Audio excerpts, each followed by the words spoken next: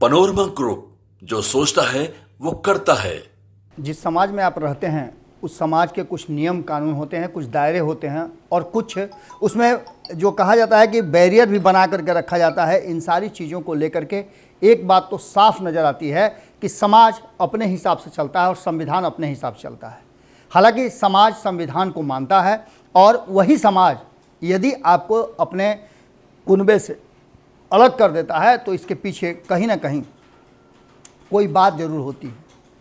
आपने देखा होगा कि किस तरह से राजनीति में भी कोई कोई अछूत हो जाता है। जैसे भारतीय जनता पार्टी को आपने देखा होगा कि उनके कॉम्युनल एजेंडे को लेकर के कहा जा रहा था, उसको कॉम्युनल घोषित ही कर दिया गया था, लेकिन नीतीश कुमार ने उस अछूत को छूत बनाया और कहीं ना कहीं नीतीश कुमार जब लालू प्रसाद का साथ छोड़ करके भारतीय जनता पार्टी के पाले में गए तो देश के लोगों को, बिहार के लोगों को इस बात का एहसास हुआ कि नहीं, कांग्रेस, माफ़ कीजिएगा, भारतीय जनता पार्टी अछूत नहीं है। तब कांग्रेस को अछूत बना दिया गया क्योंकि कांग्रेस वो काम नहीं कर रही थी जो समाज के हित में हो। इसी को लेकर के एक बड़ा नेक्सस तैयार हुआ था और कांग्रेस की सत्ता केंद्र से बेदखल किया गया था। इसके साथ साथ अब भारतीय जनता पार्टी को उसी टारगेट पर रखा जा रहा है, लेकिन भारतीय जनता पार्टी अपनी रणनीति कुछ अलग तरीके से बना रही है। कुछ समय तक नीतीश कुमार ने भारतीय जनता पार्टी को बिहार में आने का रास्ता दिया, साथ में रह करके बिहार की सत्ता पर और केंद्र की सत्ता पर नीतीश कुमार काबिज रहे। अब एक नई परिस्थिति बनी है। 10 साल के भारतीय जनता पार्टी के केंद्र में शासन के बाद अब 15वें साल में जब प्रवेश करेगी, तीसरी बार जब नरेंद्र मोदी को प्रधानमंत्री बनाने की शुरुआत हो गई है, तो नीतीश कुमार ने एक जातीय गणना का रिपोर्ट लाया है। जातीय सर्वे करा करके नीतीश कुमार ने कई मुद्दों पे ये सर्वे कराया है कि बिहार में लोगों की स्थिति क्या है। इस स्थिति को बाहर लाने के बाद बहुत सारी चीज़ें खुल करके सामने आई हैं और इस पर मंथन भी जारी है। इसके साथ साथ नीतीश कुमार ने तुरंत जो मंत्रिमंडल का सत्र बुलाया और सत्र में आरक्षण भी उसके अनुरूप दे दिया। लेकिन यहाँ से एक नई कहानी शुरू हुई और इस कहानी को कहीं ना कहीं जो शुरुआत दी गई, नीतीश कुमार ने बहुत कोशिश किया, लालू प्रसाद ने बहुत कोशिश किया कि इसे अपने पक्ष में रखा जाए, लेकिन अचानक से भारतीय जनता पार्टी बीच में आती है और ऐसी ऐसी गलतियां जुड़ाने लगती है समाज में कि नीतीश कुमार और लालू प्रसाद का जो रिश्ता है वो छूत से समाज में अछूत की तरफ बढ़ता जा रहा है। बार बार भारतीय जनता पार्टी हर समाज के लोगों को, चाहे वो अति पिछड़ा हो, सवर्ण हो, अनुसूचित जाति हो, अनुसूचित जनजाति हो, इन सभी लोगों को ये एहसास करा रही है और बता रही है कि पिछले 33 वर्षों में आपको इन दोनों भाइयों ने क्या दिया, इन दोनों भाइयों के पास क्या आया। जिस तरह से संपत्ति लगातार बढ़ रही है इन परिवारों के, नीतीश कुमार को छोड़ करके बाकी के लोगों के, उससे साफ लग रहा है कि बिहार की जनता की भी संपत्ति उसी अनुपात में बढ़नी चाहिए थी। भारतीय जनता पार्टी लगातार इस पर अपना फोकस बनाए हुए है और लोगों को समझाने में बहुत हद तक सफल भी होती नजर आ रही है।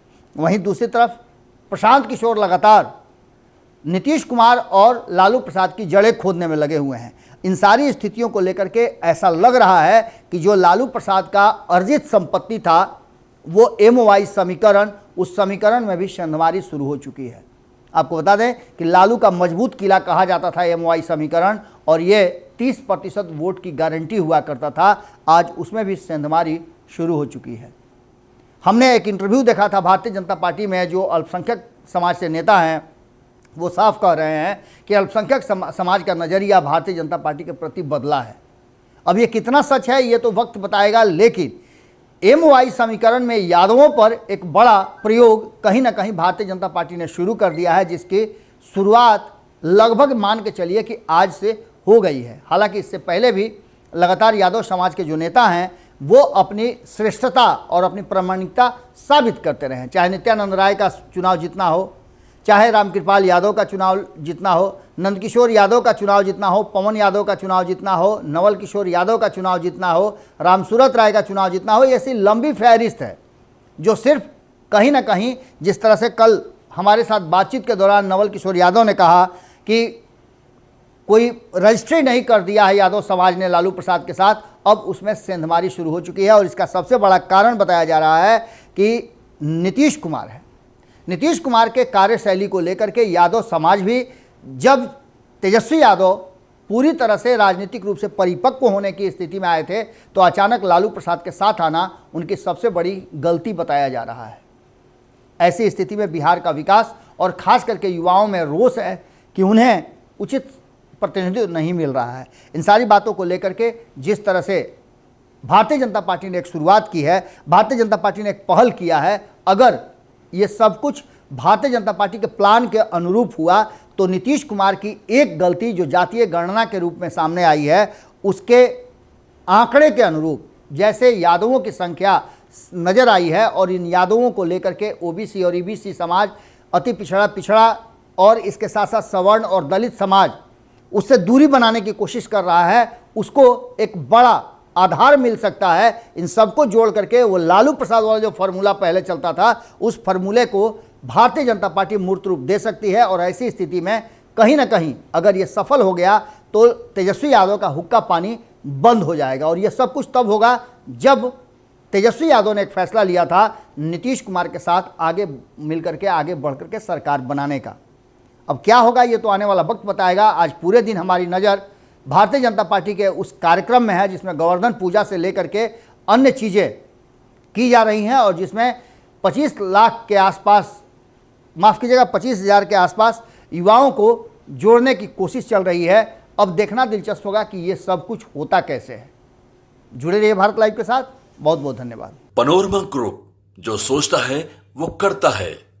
अगर ये वीडियो पसंद आई और वह बिहार के राजनीति और बिहारियत से सरोकार रखेनी तो सब्सक्राइब बटन दबा के चैनल के सब्सक्राइब कर ली। ओजे एगो घंटी बा, ओकरा बटन दबा देला से कुल सटीक और मारक खबर रुआ मुफ्त में मिल जाई। अगर रुआ पत्रकारिता के हमनी के नया प्रयोग में सहयोग कर चाहतानी तो ज्वाइन बटन दबा दी। पेटीएम नंबर नोट कर ली 9386816700। धन्यवाद।